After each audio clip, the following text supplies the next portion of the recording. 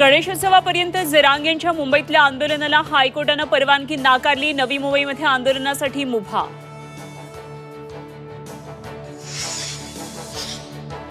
हायकोर्टाच्या मनाईनंतरही जरांगे मुंबईत आंदोलन करण्यावर ठाम। कोर्टाकडून न्याय मिळणार, जरांगेंना विश्वास। जरांगेंची सरकार उलथवण्याची भाषा सहन करणार नाही, महसूल मंत्री चंद्रशेखर बावनकुळेंचा इशारा। गणेशोत्सवात खोडा घालणाऱ्यांचा निपात होईल, मुख्यमंत्री देवेंद्र फडणवीसांचा इशारा। निपात म्हणजे मराठ्यांना कापणार का, जरांगेंचा सवाल। मराठा आरक्षणासाठी सरकार सकारात्मक, उपसमितीला जरांगेंनी वेळ द्यावा, आंदोलन स्थगित करावं, विखे पाटलांची जरांगेंना विनंती।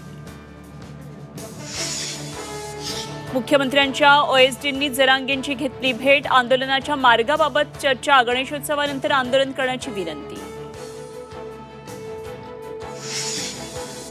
बीडमध्ये जाण्यापासून लक्ष्मण हाकेंना पोलिसांनी रोखलं, जालना बीड सीमेवर अडवून गेवराईत न जाण्याची विनंती, हाके जालन्याकडे परतले।